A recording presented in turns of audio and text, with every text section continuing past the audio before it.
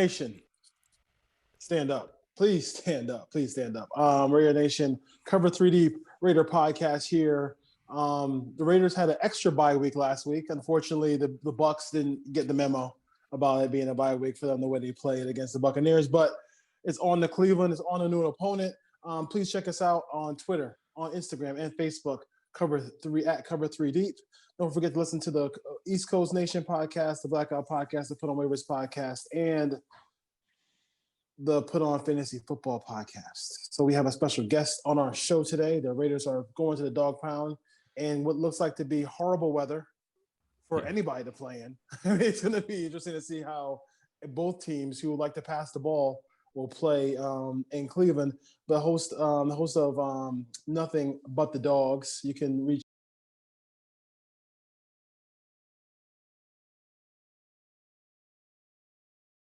the Browns in their 5-2 start. Mike, how you doing today? I'm doing good, Dwayne. Thanks for having me on, man. Yeah, if I butchered your Twitter, can you say it for you? Can you say it for us real quick? Because I had some interruptions in the background. It's all good, man. Yeah, it's Nothing But the Dogs podcast. That's NBT Dogs Pod. You can find us there on Twitter. You can find us wherever you guys podcast. Look us up and check us out. So real quick, we're gonna jump right into this. The Raiders come to town 3-3. If you're 3-3, you're an up and down team. You're an average team. You have some great days like you do against the Saints, and then you have some bad days like you do against the Bucs and some other teams as well. What is your thought process? I'm thinking if you are a 5-2 Browns fan, you think that you should be able to beat a 3-3 Raiders team coming in to Cleveland this week. Yeah, I mean, we're sort of riding a historic performance from Baker Mayfield, arguably the best quarterback performance I've seen in my life as a Browns fan from a Browns quarterback. Let me just make that clear. One of the best performances. We're 5-2, the first time since 1994. And my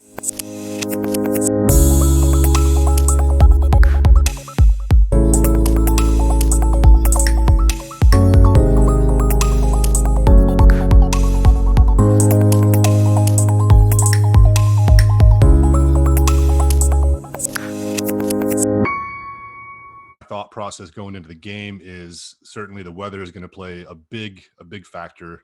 20 to 40 mile per hour winds, 40-degree temperatures, rain. If you've ever been to Cleveland on the lakeshore, you know that wind is going to be brutal. Right now Browns have the second most touchdowns in the NFL, trailing Kansas City, Seattle, and Tampa Bay. And when I look at your guys' defense right now, by almost any metric, your defense is definitely the weakest link on your team, near the bottom of the DVOA statistics and EPA by play for defense. They're near the bottom on the stack. So my hope is that the Browns are going to be able to come in, control the clock with the run game, set up play action. Not that you need to set up play action by the run, but we'll be able to mix it a little bit of that in and see what this new wide receiving core can do minus OBJ. Yeah. You have Kevin Stefanski, Andrew Berry come in year one, and they just do a fantastic job. I do like Coach Stefanski, if I don't butcher his name too bad, because he's more of he's a play caller. He's that young thinker, kind of like the guy in San Francisco, the guy with the Rams, those kind of guys. You never see him really go nuts on the sidelines or anything like that. He has everything under control. I just think there's really the relationship that he has with the quarterback. Can you talk a little bit about his impact along with GM's impact as well on this football team? Yeah, for sure. I mean, I give these guys a home run. You're talking about a rookie GM in the NFL, and every one of his draft picks has come in and contributed this year. And what he's done, restructuring Myles Garrett ahead of time, he's very on par with the best GMs in the NFL right now, and he's a rookie. So super excited about that. You look at Coach Stefanski. I professed my love for this guy very early, and I don't do that often with Browns coaches, but the way he has a calming presence about him, and he knows how to be like the CEO type. He can meld the data with the playbook.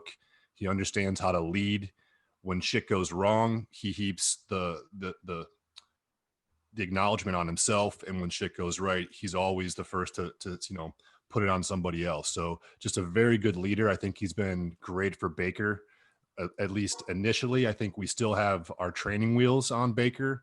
We haven't really kind of taken them off, and we can dive into Baker a little bit here with the way, with OBJ, not with OBJ, has impacted his play. It's strange to say. I don't know what's going on there, but he has played historically way better. We can get into the numbers, but he's played way better without OBJ. And so I think Coach Stefanski just has a calming presence about him, and he's able to kind of help Baker break down the things that he needs to do pre-snap, post-snap. And what we hope to see now is just consistency and growth from him as we move forward. Right on. No, I got you next, my man. So I think to touch a little bit on that, the way I've kept an eye on this team is kind of been interesting. It reminds me of Carr, our quarterback there, Carr. He peppers the ball around. He hits 11 targets a game. The ball goes around. When you look at Baker, what's interesting about this offense, which it's moved well, is almost similarly to us with having a speedster outside guy like Ruggs who has 8 catches in 4 games. Like, we didn't see that coming, right? We thought we got him the player he needed outside.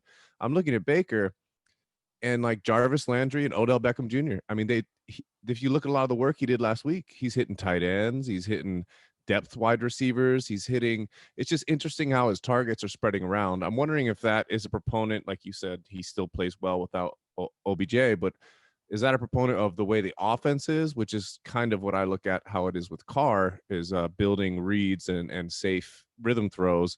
But looking at Baker, I'm like thinking, it doesn't come out the same every week. It's not Jarvis Landry, 120 yards, 2 touchdowns. It's not Odell, it just doesn't look the same. So how do you evaluate that? And like, how do you feel about that with Baker's development, and far as investments, outside with paying big money to wide receivers, if he's just going to spread it around? Yeah, believe me, within Browns Twitter, within Browns land, the discussion of, Landry's contract has been a hot spot. Yeah. Obviously, OBJ's contract and what we're going to do with both of those guys after this season is a topic of discussion. It's a real thing. And I mean, just to put it in perspective, Jake Trotter, who is one of the guys who covers the Browns over at ESPN, essentially broke it down and said that when Mayfield is targeting other receivers this season, he's got 78.5% completion percentage. Wow. with an off target rate of just 10%. But when he's targeting OBJ, or when he had been targeting OBJ, his off target percentage rose to 28.5%, and his QBR dropped to 73. So anyways, that just points to, I think, the bigger microcosm of Baker is, we saw this rookie season for him where he came out and he was just confident, and he was peppering, as you mentioned, the ball around to everybody. There was no one-star wide receiver. He was just finding the guys who were open. He was extending plays, and he looked good. He looked confident. He threw a lot of interceptions, but he looked confident, right? The last 2 years, that's been gone. That's been lost. And I'm not making any direct correlations, but in the game against Cincinnati, which was, by the way, his career best game by PFF standards, and just in general, is his kind of statement game as a quarterback in the NFL. As soon as OBJ went away, you saw a lot of what we saw in 2018, where he's finding guys that he has connections with, like Rashard Higgins, who is great at creating separation, but he's not a fast guy, just like Landry. So he's just finding who's open. And the head scratcher for me is the whole first part of the season. I'm looking at his film with guys that, break down film consistently, and we're like he can't, like, it seems like he's not reading the defense. It seems like something is just off, and his pocket presence was terrible, and it all clicked in that Cincinnati game. He got the ball out the second quickest in the NFL. He was working from a clean pocket, and he had 22 straight completions, which was a franchise record for 5 touchdowns in the second half, and a game winner with 11 seconds left to a rookie who's had 3 catches in the NFL.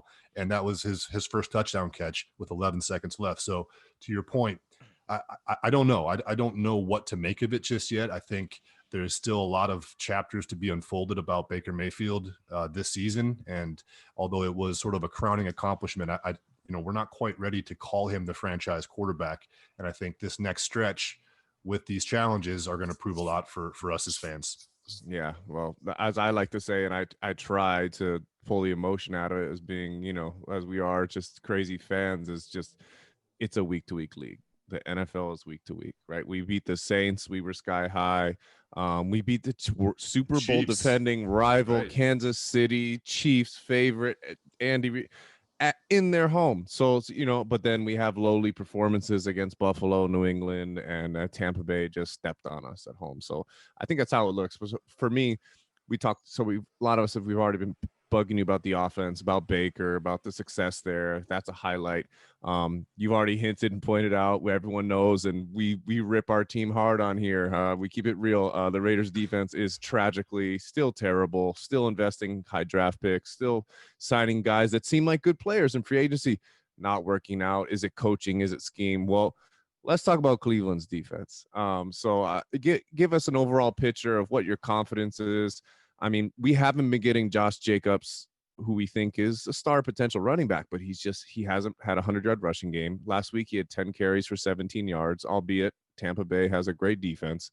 So what is the strength of this Cleveland defense? And then if you could, what would you pick as the weakness of the Cleveland defense?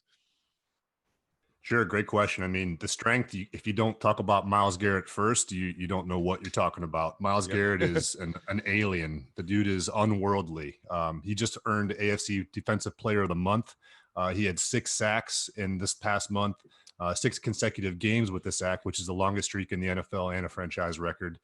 In that same streak, 2 forced fumbles, 2 strip sacks, 14 tackles.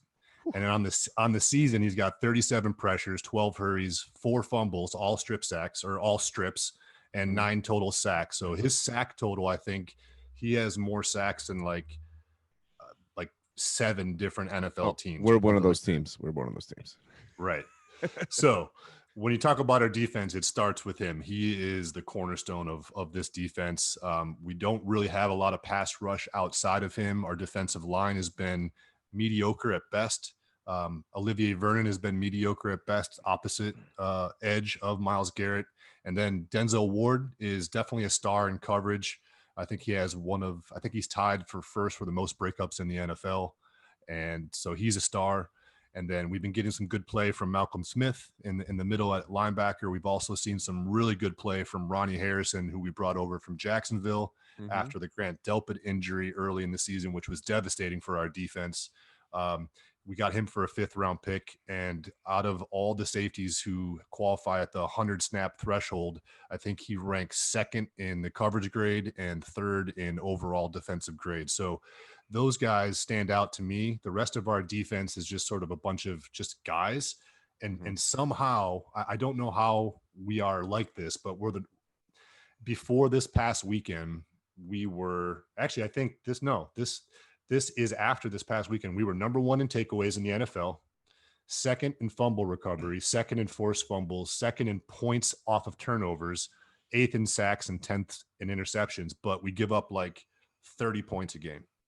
So that's the conundrum that, we're kind of facing right now is we're giving up a lot of points, but at the same time, we're making plays. So games are close when they don't need to be.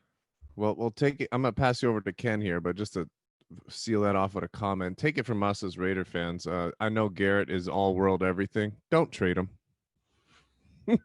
We had a guy just like that. We had a defense in 2016 that led the NFL in forcing turnovers, and we still gave up a bunch of points, but we had a closer, right? Khalil Mack closed game for us. So Garrett's doing that for you guys. So hopefully you hold on to him. But I'll throw you on the Monster Mash, Ken. How dare you, you son of a bitch.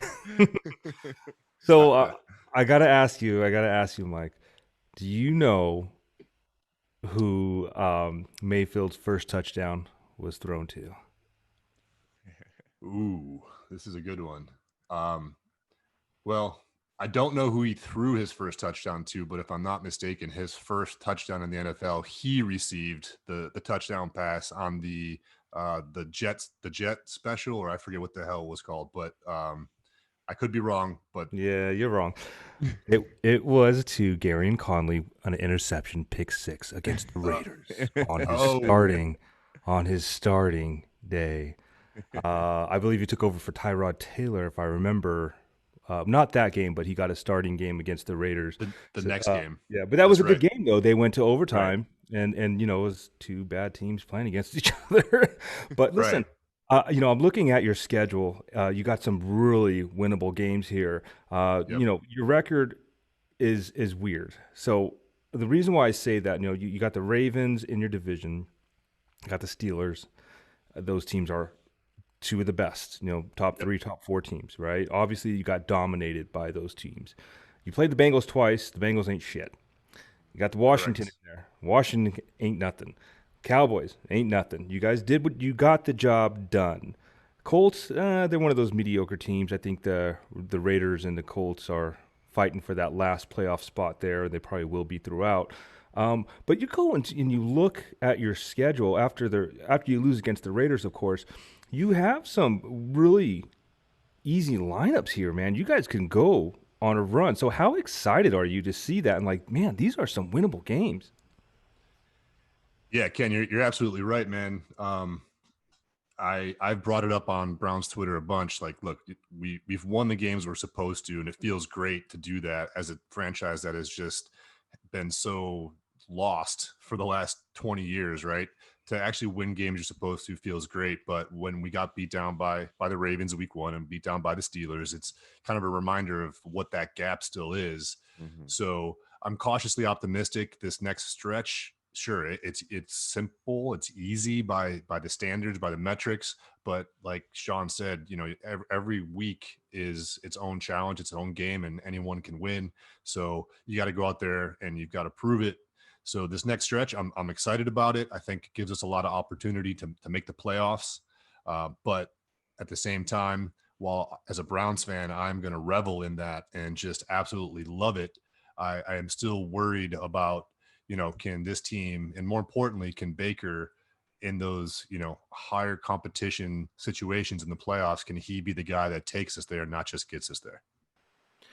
Well, I'm sticking with the schedule here. I'm looking at it, and I'm thinking you guys are realistically probably going to lose only 4 more games at the most here. I mean, and these teams that you're playing are really not that good.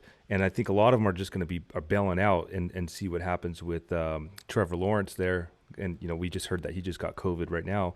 But that being said, you guys make it to the playoffs, whether it's a wild card spot or something happens in your division and Cleveland choke or a Steelers choke or whatever.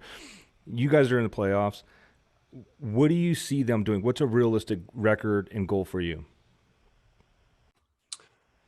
I think it comes down to Baker Mayfield. I know that's so cliche to say, but it really does come down to how he progresses at the end of the year, because the first 6 games of the season, I had some serious concerns, like we talked about, and we didn't really dive into it, but there were some serious concerns. I was worried that we were going to have to start to enter into a QB discussion again, which is the farthest thing that I want to be doing right now as a Browns fan. Been doing that for 20 years, and I was worried, like, hey, if this season doesn't go well, what's the front office's play going to be? So again, it's cliche, but I feel, going into the playoffs, if we make it there, how far our ceiling really depends on Baker, because I don't think our defense is going to do us many favors in terms of points. They're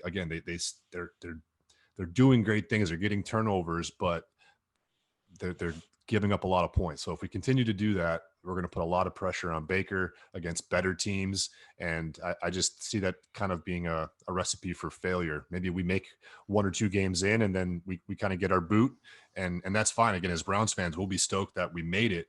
But for me, still, I don't want to just make it. I want to go, I want to go the whole 9 yards, man.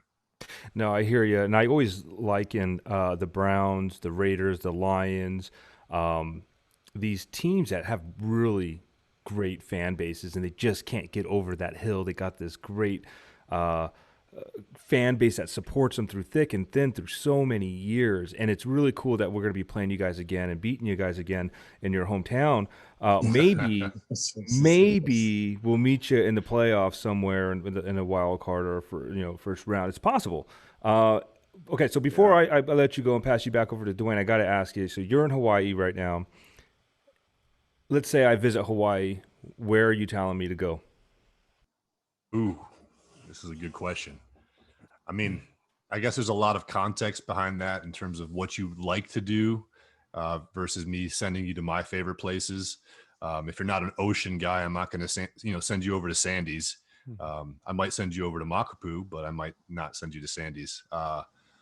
But for me, let me name you a couple different places. Food, let's say, man,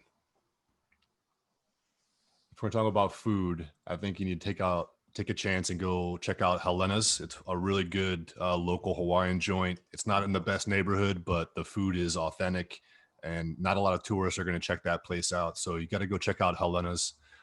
If you want to golf, which I like golfing, I'm going to send you to Royal Hawaiian Country Club. It's probably the most beautiful course on the island. It's not too long. It's more kind of controlled shots. And it's a little pricey, but it's definitely worth it. You want to check that place out. In terms of beach spots, one of my favorite spots, just because me and my crew we play a lot of beach volleyball, competitive doubles beach volleyball. So we'll go set up over at Sherwood's on the east side. Beautiful beach, beautiful scenery. Can be less crowded than other places, but it's still crowded depending on if it's the weekend or something like that. But yeah, those are the three things that come to mind, I guess, to kind of spread it around. If you want to learn how to surf, obviously Waikiki in the summer is where you want to go. You don't want to learn to surf on the North Shore. It's a bad idea. Don't do that. And that's what I got. Michael, you're the man. You seem like a cool dude. Thank you so much, man. I'm going to pass you on over to Dwayne. All right. Hey, Mike. Last thing real quick. Trade deadline's coming up on November 3rd. November 3rd. Is there any one guy you're eyeing for the Browns? And then after that, we'll have to let you go. Right on. Well, in terms of the trade deadline, I don't mean to be like a wet towel here, but looking at what Andrew Berry has done when we lost Delpit, looking at what he did when we had injuries early in the season to Mac Wilson at linebacker, who was supposed to be our projected starter. They've been very conservative, and they've played very much like that money ball, looking for market efficiency type of approach. So I don't expect us to make any big splash plays like a Miles Jack or something like that. I know a lot of Cleveland fans want to address linebacker.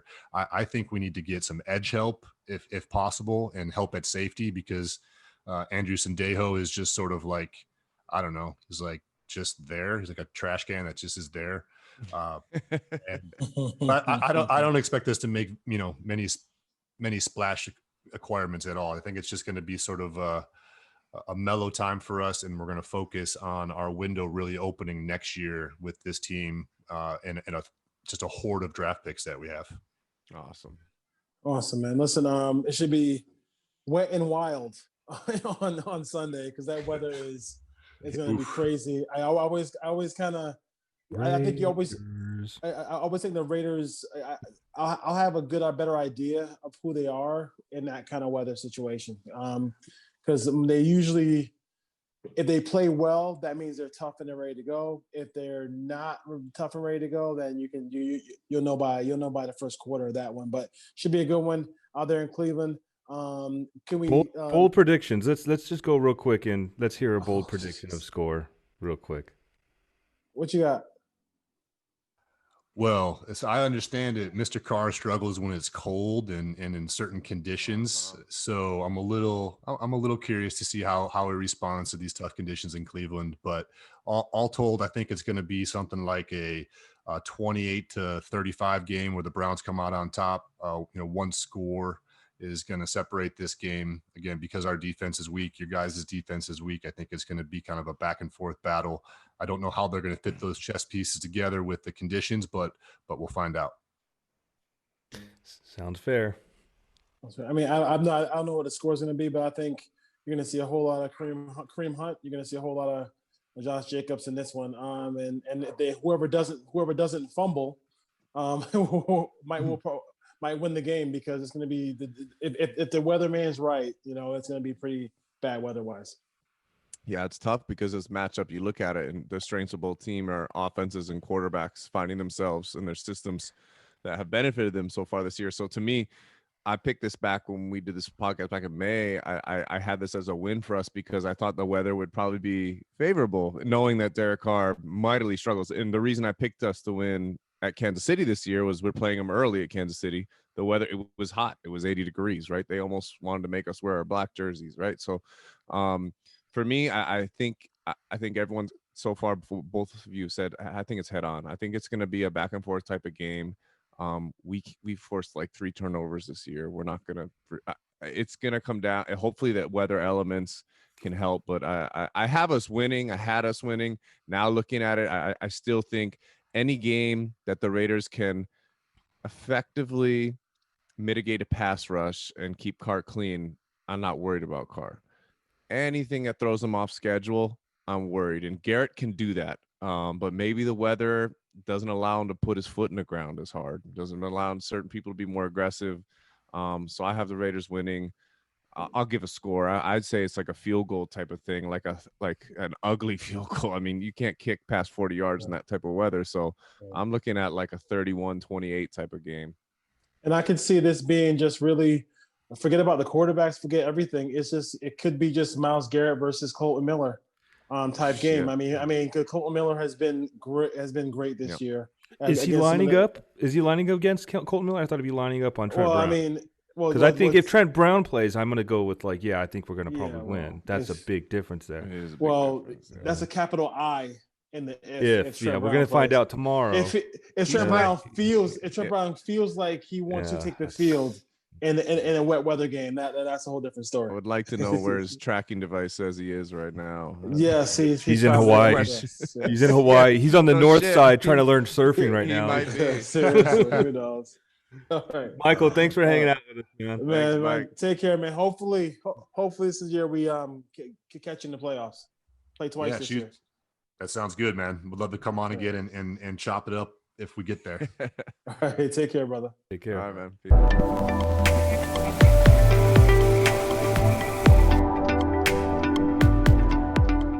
As Sean Oahu Raider out there in Hawaii. How you doing today, everybody? We are talking Raiders football, and we got a little preview with the Browns. We know what kind of the know your enemy coming up this week, and we I think the drama of the week reminded me of it wasn't the Super Bowl, but it reminded me of the Super Bowl drama of Barrett Robbins. it wasn't as big a game, it wasn't all the thing, but it just reminded me of you wouldn't have a quiet week. And then as soon as Wednesday hit, it was just Tuesday hit of the before they went to the Bucs game, it was just all drama, COVID. We didn't know when the game was going to play. The game got moved up instead of moved back. So that was a whole thing that kind of drove people crazy in Raider Nation. But it was another defensive debacle, Sean, from start to finish. People just roam free. They don't without any jamming at the line, assignment football. 90% of defense is just being where you should be. Gaps are huge as far as running the ball up the middle. They made everybody into a star. Miller will never have another game like that ever again at wide receiver. It's sad that you play 10 yards off a receiver and still he gets 5 yards behind you. I'm not sure where to begin. I know what I would do if I was in charge, but I don't know how this team gets better defensively, Sean and Ken. Sean, I'll let you go first, and Ken, you could chime in, but it's just ugly. Yeah, we exhausted a lot of time and effort talking about this so far this season. The offseason was full of light. You bring in Littleton and Kotowski. You thought you got a great tandem in free agency, a linebacker. You spent somewhat of a surprise pick to get Arnett, so you got another cornerback to pair with Mullen, who we all pretty much knew was set for, if not stardom, solid play, and he has. You settled for Eric Harris at safety. And I use that word. You settled. You in-house settled for a character guy. The talent's just not there. We didn't have Abram last week too because of this stuff. I mean, there's a lot of things going on, but to me, to fix the defense, it's not fixed. It's not fixed now. They might get a little bit better. You got to find ways to play to the strengths of what these people can do or can't do. I feel the back end of the defense could be better if we had a pass rush up front, but we don't have that. At the end of the day, all these investments, moves, transactions, personnel, everything, it comes down to coaching and accountability, and we don't have any. Gunther should have been gone last year after the Houston Texans game. In my opinion, he should have been gone. They had a meeting. Real cute. Thanks, Gruden. Yeah, you guys had a meeting and you really talked about how bad the defense is. Yeah, every 31 teams around the NFL are laughing at your defense. Your fan base is laughing at your defense. Your own players are starting to get like cryptic on defense with their tweets and things that they're saying that they might not be being coached effectively the right way. So huge issue. If you fire Paul Gunther, does it mean anything different? I don't know. But you know what it does? It sets a precedence for accountability and what we accept with $100 and something odd $1 million coach. He's accepting a defense. It's got to piss him off inside because we could have a better record without it. We would be a serious Super Bowl contender with the way the offense is humming. So I don't have the answers. You can file Paul Gunther if you want. If not, the talent may still not be there. I don't know. But I'll tell you one thing for sure. It's absolutely frustrating. No, I think you nailed a lot of points there. Obviously, the hot topic right now is fire Paul Gunther, and I've been calling this since last year. Like, I just don't think he's the guy, and I don't know what is going on there because if you look at some of those scores last season, it's the same thing.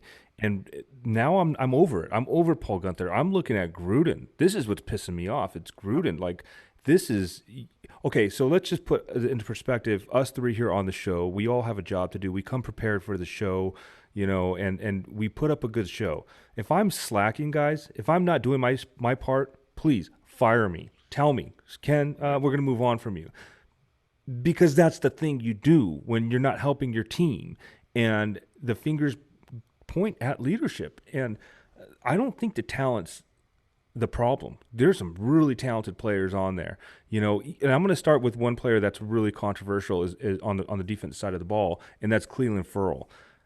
I was excited about Ferrell coming out of college. He was a playmaker. He was a leader on that defense. He had a really good defensive players around him and coach. And now it's just like he's just not really doing anything. Mm-hmm. Statistically, I'm sure he makes a couple plays here and there, whatever.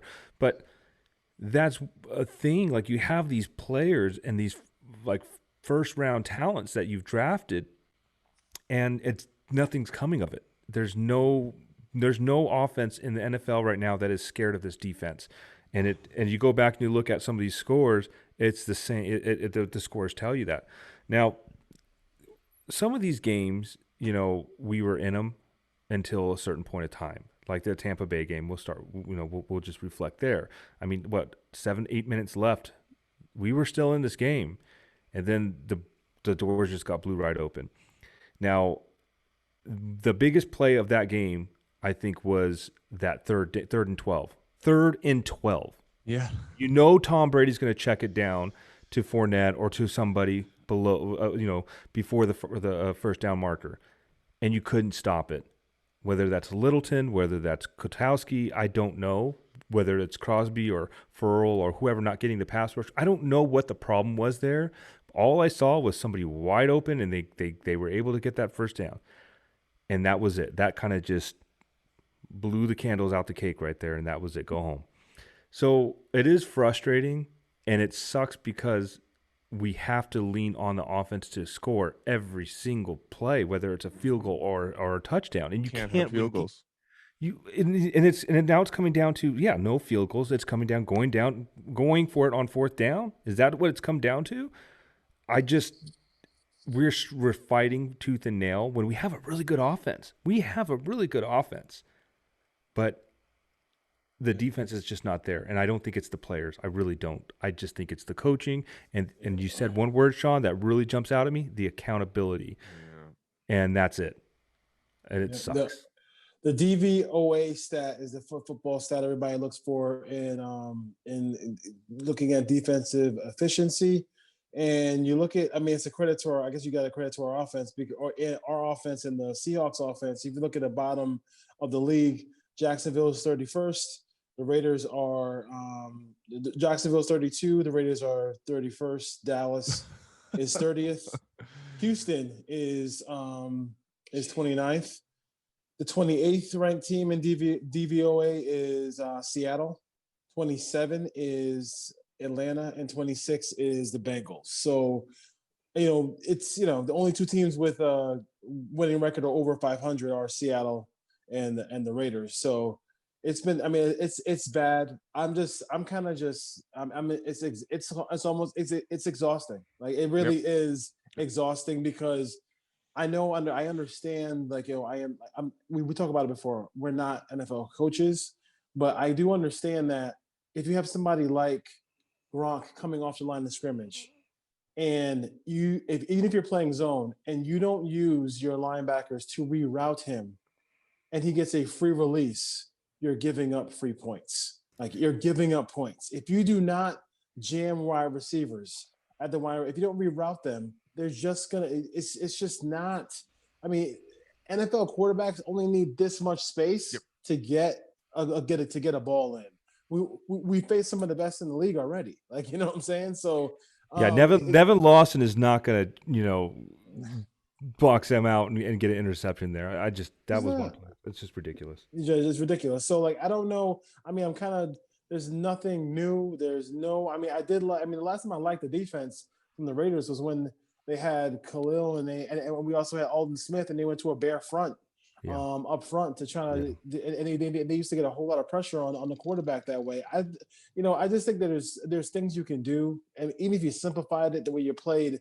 Just something a base where as soon as the middle kind of opened up, you might have a linebacker blitz at the quarterback to help him get rid of the ball faster, a delayed blitz, double A gap, something to let the quarterback see something different.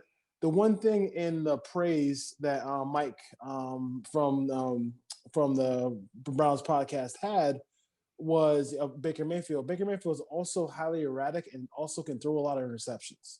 Like that, he started that game off 0 for 7. He had, he had a pick. He had a pick in that game.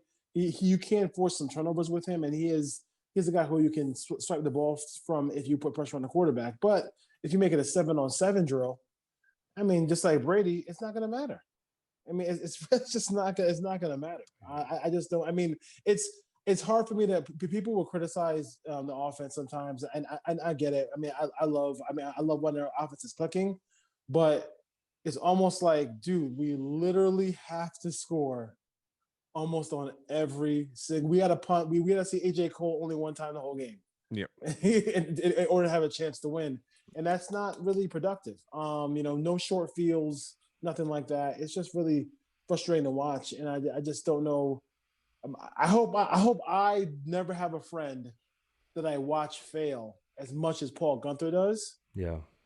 And without sitting him down and saying, "Yo, fix it," or we could be boys, but I cannot allow you to cost me games. And he's literally letting that side of football cost them games, guys. Great point.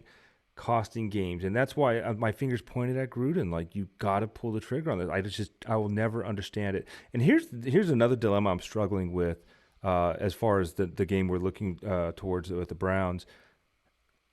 If obviously there's a lot of heat coming towards Gunther. I watched him in his presser today, and he is just god awful. He can't even answer a question right. Like. And I can only imagine as an alpha male when you have however many players play on defense there, but all those guys are alpha males, right? And you're looking at this guy trying to explain something to you. I'm not a football player or, an athlete. I just wouldn't have any respect for this guy. And he's just all over the place. But let's just say that, we're up against the Browns and we hold them to 10 points. That's a respectable score if we win. That's just hypothetical, right? It's the Browns. It's not going to save. It's not going to save you. It's got to be the next week too. I got to see consistent improvement, and I hope that it's not a Band-Aid. We did well against the New Orleans Saints. It's probably the only game that I think we didn't get 30 points on us, and that's a really good team. But I just got to see it. I got to see. I just don't understand how, they're averaging. The defense is letting teams score at least 30 points against them, average or something like that.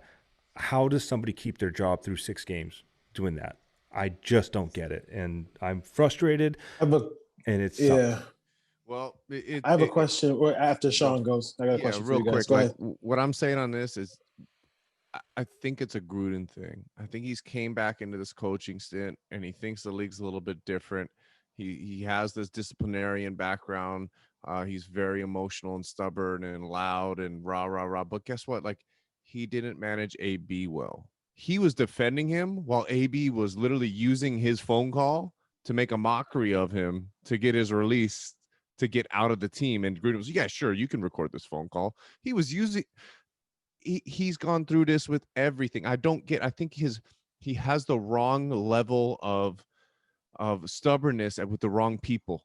He got Khalil Mack out there. He got Amari Cooper out there. He got Gary and Conley out there. But then he's defending tooth and nail Trent Brown. He's defending tooth and nail Paul Gunther. He's defending the wrong people sometimes. And I think it's hard for him to trust himself, because he must understand what's at stake here, that he could be a big embarrassment. But he needs to apply that to his staff. That's your job as a head coach. That's great that he's your best friend. You're still going to send him a Christmas card this year if you fire him or not. Okay. So this is a business. This is a profession. This is an investment from a franchise. So something's got to give. I just wanted to hit on that Gruden, I love that. With a lot of things, with a lot of players and different things, he's shown this wild up and down inability to grasp the problem of the situation and handle it. So hopefully more of those don't come down the road, but we're stuck with Gunther, I guess. You mentioned AB and Trent Brown, and like how the Raiders were, certain ways with certain players. My question to both of you is Gruden fake tough? Yes. Because it seems like, okay, I'm gonna be tough on Demarius Randall didn't practice. Trent Brown doesn't practice.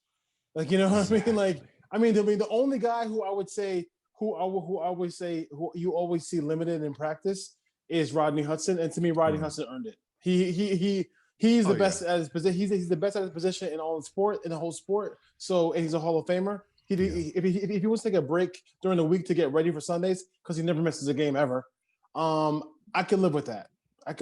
But this idea is, it seems like he's just being a player's coach doesn't mean that you kind of just suck up to the Trent Brown. Oh, I hope we have Trent Brown. Yeah.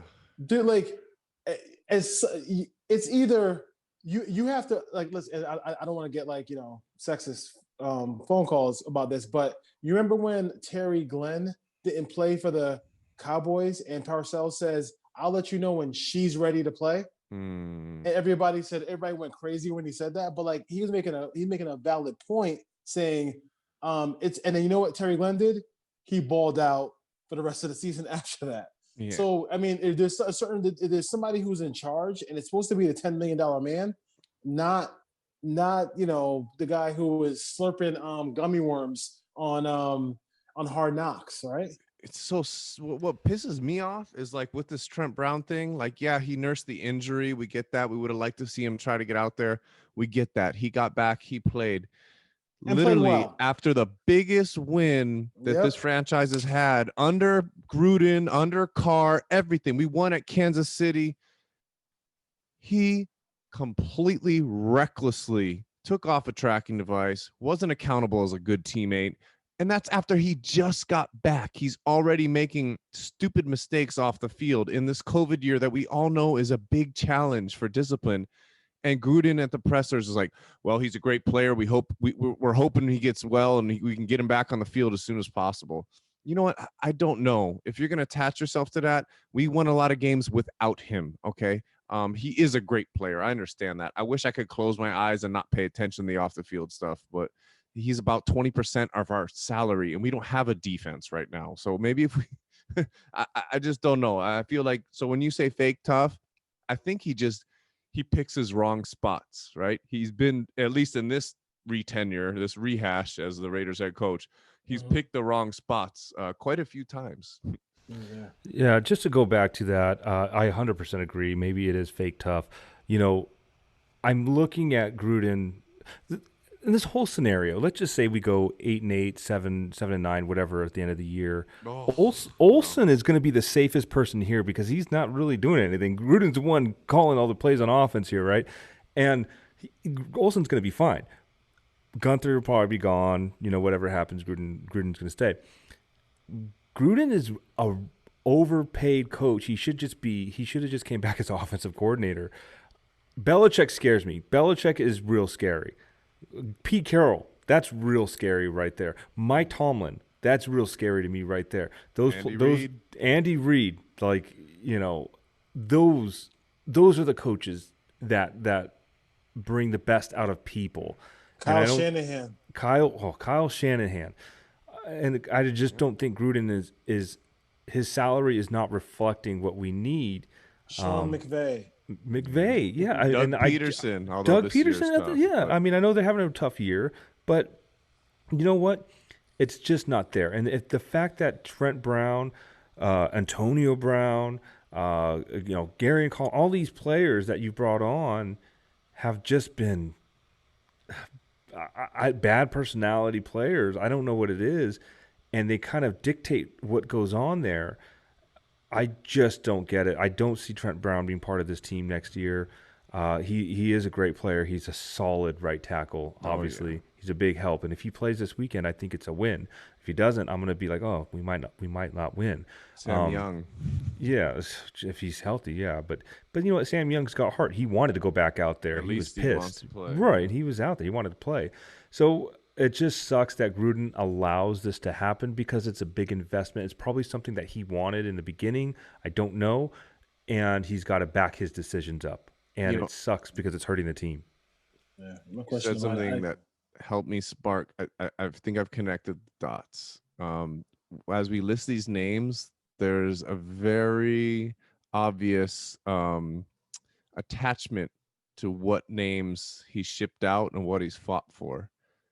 Mack, Cooper, Garyon Conley, all drafted before he became the coach. That's not his transaction. So he's quicker to call those guys out and ship him out. Trent Brown, they made him the highest paid offensive line under his watch in the league. Okay.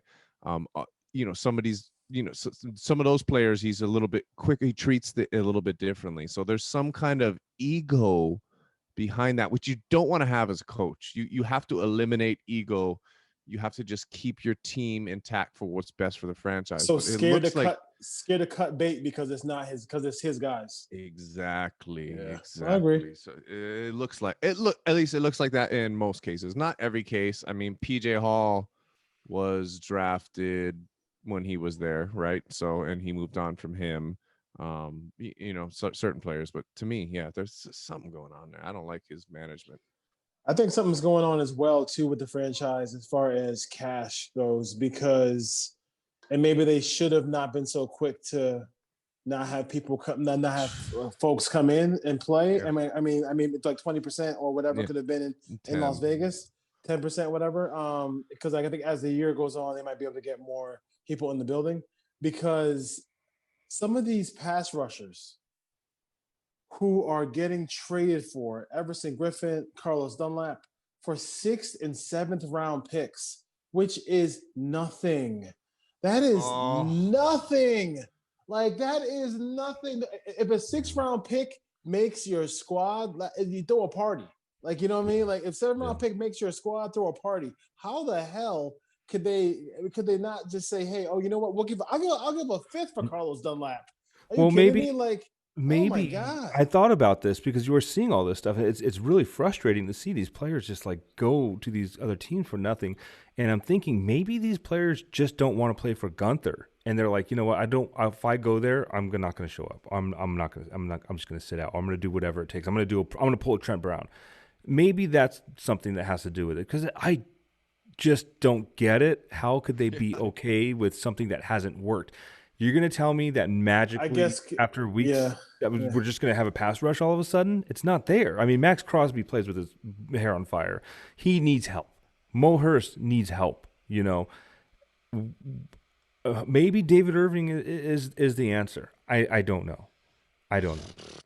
It's funny because we've literally David Irving, and the last transaction before that was quick before the week started was the Raekwon McMillan for an exchange picks out for the Bowden trade to Miami. I've never heard his name called once, so they're not evaluating that side of the ball well. Look, it is an offensive driven league, but you either need to create turnovers or have timely stops or force field goals when you need to. Pass rush. Something. You just need to organize some sort of controlled chaos that you can throw at an offense here and there to keep them honest. But it looks like a practice out there. And like we've all said, the offense has to be perfect. It's very talented. We have a very good offense. Carr is playing at a very high level.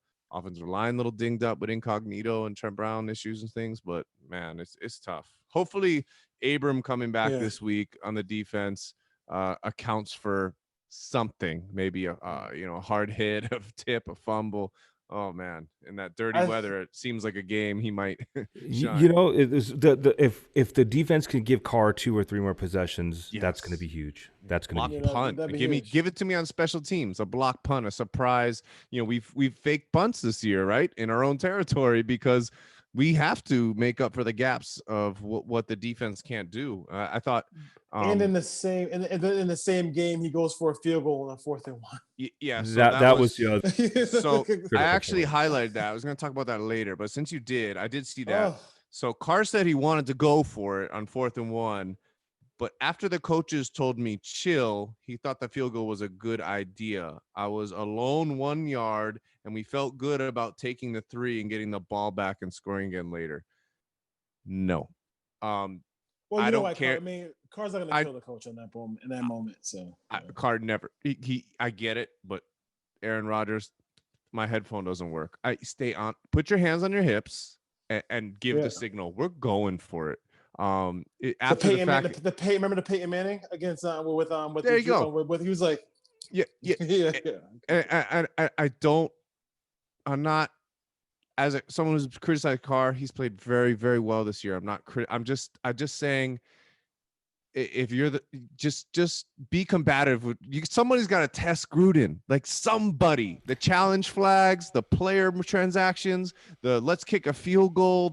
Somebody in leadership position on this team has to be like, no. Maybe who's going to do that? You know, when I was I don't care if it's Josh Jacobs. Yeah, somebody. I was chatting with somebody else about it, and like, why? I was like, I get why he kicked the field goal. I get it. You know, we want to score points every time. There's always that what if. What if it doesn't happen? What if? I get it. It sucks. I wish they would have. I thought you got Alec Ingold that's running through people, through 2-3 people, at a time, and you got Waller. What a great run that was. I know, right? You got Moreau. You got all these playmakers. Even if it's Jason Witten, just take a shot. It's Tom Brady and the Tampa Bay Buccaneers. And I didn't hurt it. I just felt like the defense isn't there. They're not going to get the stop. They're going to score again. But if let's just say the Raiders do score, they could have afforded to have Tampa Bay score, and we would have got the ball back and probably would have won the game. But it didn't happen. It didn't. What's weird about that? I believe it was Troy Aikman, right? Was calling our game. Whoever was calling it, and Mark Schrelis or whatever, the Denver dude. But yeah, Schleth. I don't know. But it's interesting because they pulled that up. They said the Raiders on 4th down this season. They showed we've scored the most on 4th down. We've put in we've done so much on 4th down on offense this year. We're like the hottest 4th down offense in the league. And they're talking about it. And Gruden's out there with his arms crossed, piss kicking a field goal. I'm like, bro, you called a fake punt in your own territory early in the game. Quicker than you said, we're in scoring position. I got Darren Waller. I got, like you said, Ken, Moreau, Ingold. Yes, Jacobs was getting stalled. Of course, it's a really tough defense in Tampa. But you're actually allowed to throw to Josh Jacobs too. You're allowed. And Carr was running. Carr was making some plays. Carr was making some plays on his feet. So, yeah, he did. Yeah, to his credit, good point. I agree, Sean. I think that this comes down, and I think it's what Raider Nation wants to see is Carr. Fuck you, Gruden. Go. Let me do this. And my own job. I'm learning to do this because I'm a really polite person, really nice, and I have my boss. And I had to say, you know what, I got this. Yep. You know, go away. Yep. I said, I got it. Just go. Just go. And my boss called me out like, whoa, you know, like it has to happen because if you're a leader and your team sees like, okay, Derek's got it, man. We're juiced. We're gonna do this for you, man.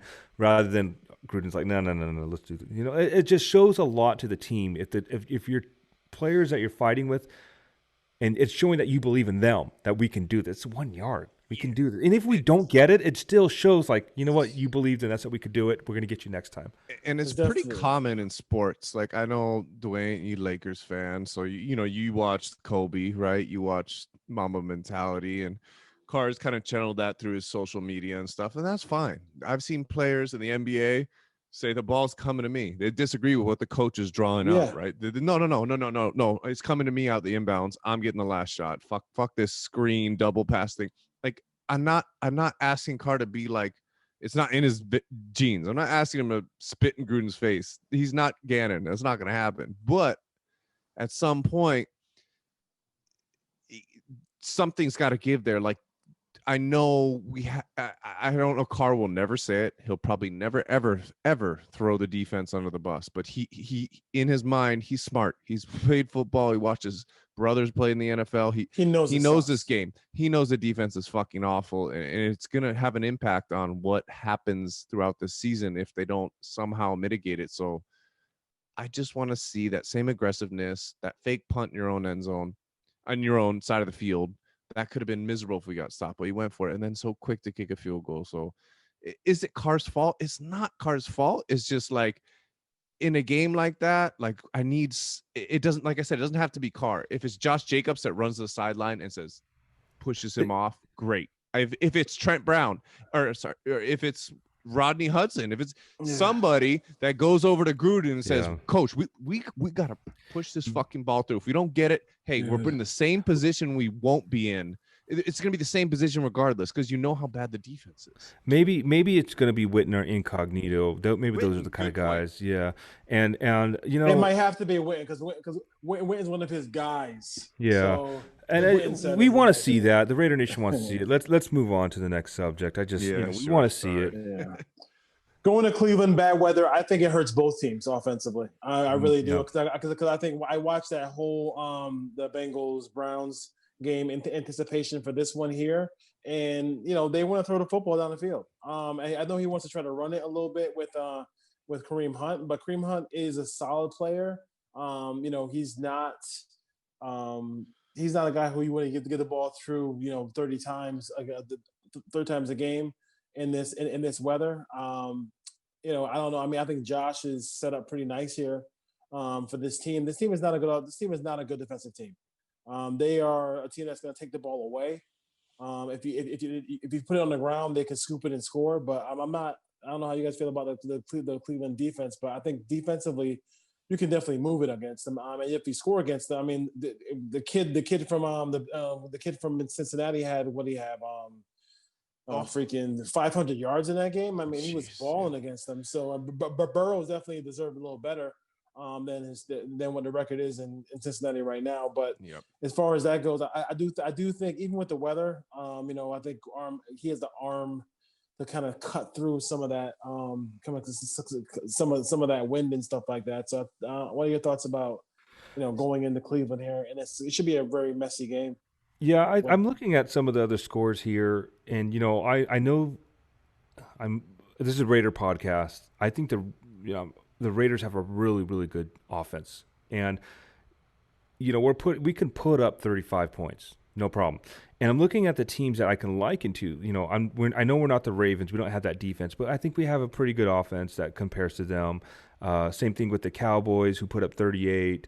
The Steelers, they put up 38, and we just don't have the defense that complements those points. If we can get a couple turnovers, I think we can do this, and I think the fact and he that does turn the ball over, to your credit. Mayfield does turn the ball over. That's where I'm getting at. Like, I'm glad that, they had this come to Jesus meeting at 6 a.m. or in the lab or whatever, and they need to have this game. Week 6. Yeah, they need to do this.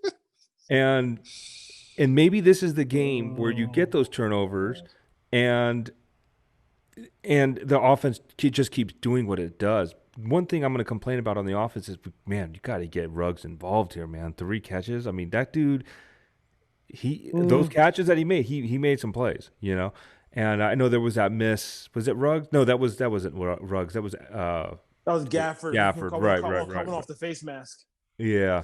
So, but even still, like Ruggs is drawing PIs, you know, because he's so fast. They're just wrapping him up. So I want to see Ruggs more involved in the game plan. I'm really happy that Edwards may play, but Aguilar. Ooh, Aguilar. I love me some Nelson, man. Some Nelly. Anyway, Sean, what are you thinking about this game?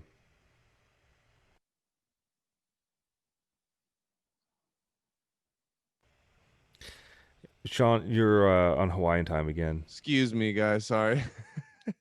I think you kind of hit it. We have to highlight the right type of players in the offensive game plan. So I think we got to get back to the shorter misdirection type dump offs because of the weather, because of the wind.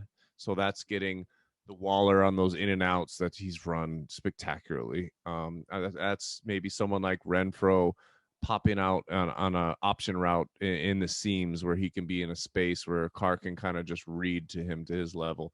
Please throw the ball to the running backs. I hope it's Josh Jacobs. If not, like Dwayne said last week against Tampa, he's like, if Jalen Richard gets the ball, that's fine. I'm in the same. If Ingold, you're allowed. You're allowed.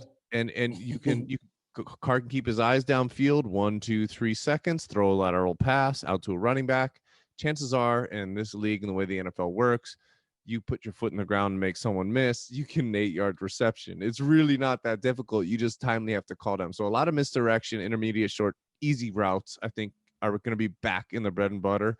And that will also offset Myles Garrett, right? The long developing plays, you got to make sure, as well as Colton Miller and Trent Brown play. That's going to be difficult, okay? To your point, Ken, 8 catches for Ruggs in 4 games. I mean, I know. Like, we got the wide receiver. Carr needs a wide receiver 1. I don't know if we have one. I think we have a weapon at wide receiver. I do not feel like we have a wide receiver 1. I'm glad Bryan Edwards is getting back on a practice field. Hopefully we'll get him back. He ain't playing this. He's not. No. Zero chance. No, he's not playing. But down the road, looking kind of. We don't draft players who can actually get recover from injuries. So.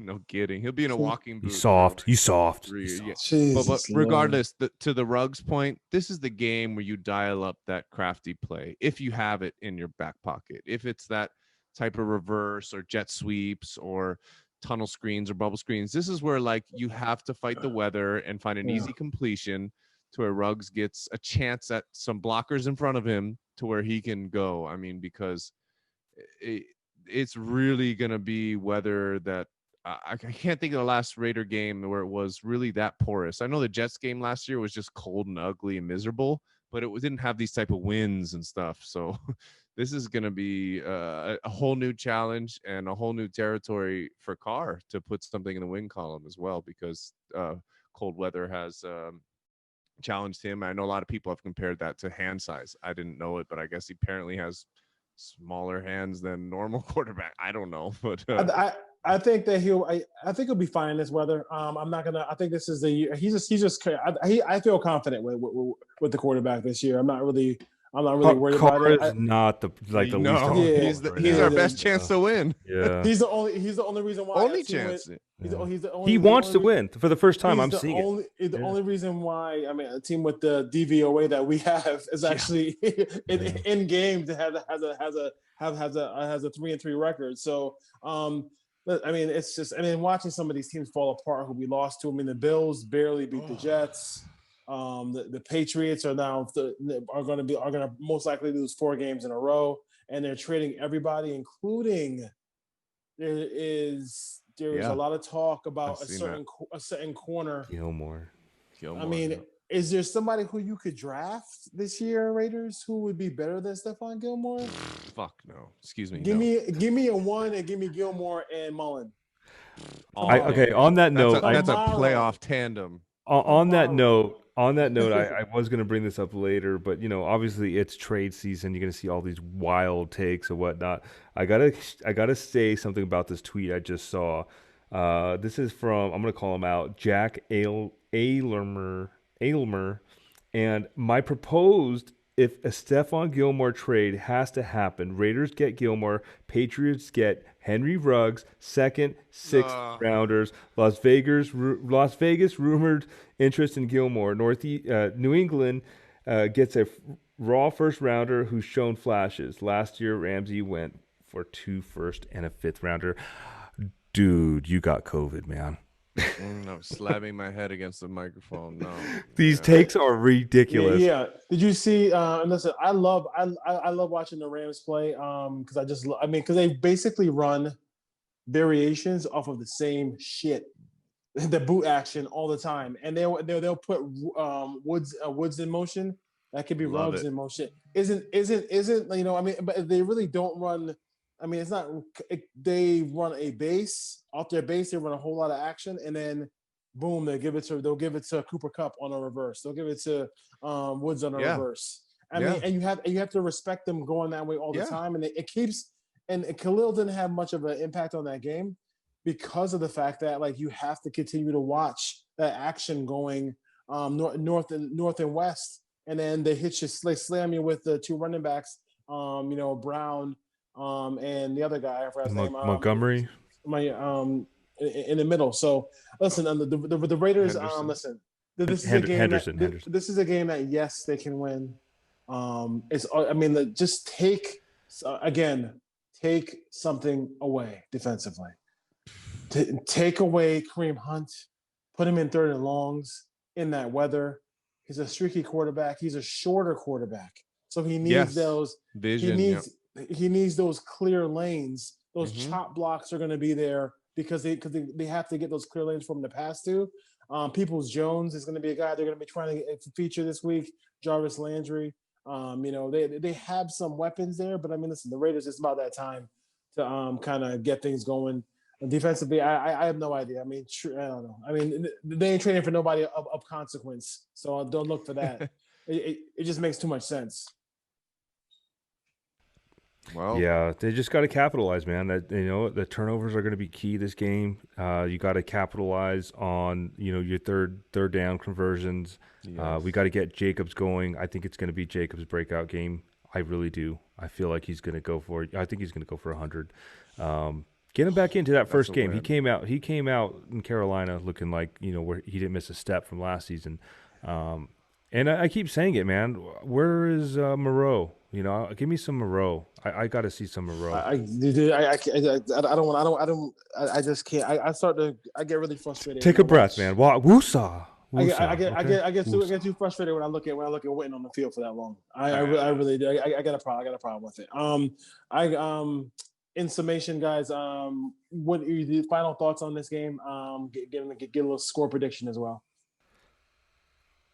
Yeah, I think as stated earlier when we were interviewing with Mike Krupka from Browns territory, I think it's a little bit of a back and forth game. I think weather will absolutely play a factor in the game. I don't think it'll play a factor much on the scoreboard. I think both teams with Kareem Hunt, Josh Jacobs, if it becomes a ball in the stomach to the running back type game, which it might because of the winds, prevalent winds and wetness and weather and cold and frigid, however it may come out, that's fine. I still think these two teams can score points. Baker, I think what it is with him, when I'm looking at with the Raiders, if we want to win this game, how I'm going to look at it as a score is Dwayne hinted at. Baker will make very erratic plays. If you throw him off his pocket position points, he is kind of sneaky athletic, but he doesn't use it gracefully. Some of the times when he rolls out the pocket, he makes a worse play than he would have made in the pocket. So I would love to see if we hit 3rd and longs to use like we did against Mahomes. I would say I would love to see Arden Key float on the back end of the pressure and just step up in the lanes the Baker's trying to get out of, to make a throw. He does not throw outside the wide receivers a lot. So I think Mullen's going to have an easy day. Take away Landry, okay, big deal. I don't think that's a hard challenge for him. So I'm going to say, I'll stick to it. I think the Raiders win this game. I think it's about a 31-28 type of effort on the road. Yeah, I'm a long line with you in that. I think you do what you did with Kansas City, and these mobile quarterbacks like Mayfield, you put a spy on them. I love that Arden Key role there. Uh, I think what's going to happen this game, I'm going to call it. Carr's going to rush for a touchdown. I feel it. He's going to throw for two. He's going to rush for one. Jacobs going to run for one, and I'm feeling a defensive or special teams touchdown. So whatever that adds up to, 35 points, I think that is 35-30 Raiders. I don't think that their defense plays that well, but we're still going to see a 30 points from the Browns. But I do feel like a win would be, if we lose, we're in trouble. We need to win these next 3 games because Kansas City is there and they want the revenge big time. I do feel like if we do lose this game, Gunther is done. I really do. Got to win this game because for a lot of reasons. But I'm look around the AFC. There's a bunch of different teams who are in the playoff hunt. You have 3 teams in the NFC and the NFC North already. And this would be a nice tiebreaker win against the Browns. So you got to pick up the pace here. And if you're really seriously a playoff team, and I think it would take 10 wins to get there. You got to go on some kind of a little bit of a stretch here where you win 4 out of 5, 6 out of 7. And this has to be the game that kind of catapults it. And I think for Carr, I think you're going to see him play well in the bad weather for the first time in a long time. He's just playing on a different level. I just feel like he's playing a different level. He's found some guys that he likes to throw to. The one guy who they just can't get hurt, and he was featured in the NFL network this week in a story with Steve Smith was Darren Waller. I think Darren Waller they're doing more things. He's finding the end zone more this year than he has in the past. I like the little slant they had against Devontae. Yes. I've been dying for that forever now. He caught a touchdown pass in the KC game as well. Easy. I mean, it's light work for him. Easy. The dude. It's very few times that he's not the best athlete on the field when he takes the field for the Raiders. So he is something special. So listen, I kind of think the game's going to be in the 20s. I think you're going to see a couple turnovers by both teams because I just think the weather's going to be that bad. Tip pass here and there, but. Yep. It's just, they just have to get something done here. I think meetings are not going to do anything. No. It's not going to, it's about execution. It's about common sense NFL football. And if you don't have any of that, then, that's just really not going to matter. It's not going to matter at the end of the day. So if you can't beat the Browns, we've got issues. That's it. Yeah. And I think, Ken, you brought up a good point. I think there are strengths of, the Browns are second in the NFL in touchdowns, like Mike pointed out, our guest in the interview earlier, which is very valid, very great. But as you pointed out, the schedule has been, I understand we are the worst defense in the league, arguably, but Cowboys and some of these other teams, like come on. So we got to step up here. Like Dwayne said and everything, Carr's playing at a high level. He's our key to victory here. If he doesn't have to throw the ball deep, fine. Carr is like a 70-something% completion percentage person within 10 yards of the line of scrimmage. So find the open guy. But I don't think this is the game to do that. This is the game. Yeah, I don't think this is the game where I will absolutely cherish, 4-yard completions, 5-yard completions. That's fine. You rhythmically move the ball down the field. That field could be an absolute mess come kickoff, and developing throughout, come out second half, it might be even much worse. So I might have to do what we can. Yeah, I'm going to have to send you guys a gift card for your favorite restaurants if the Raiders actually run a successful screen pass this week. I am not. Have you seen it? Have you seen it's not in the playbook. Have you seen a screen pass to the receiver or running back? Why not? It's Ruggs, and even Renfro is so crafty after the catch. You can't draw up he goes in motion and Ruggs steps back off the line. The one in Denver last year where that almost went 90 yards. Oh yeah, with Waller.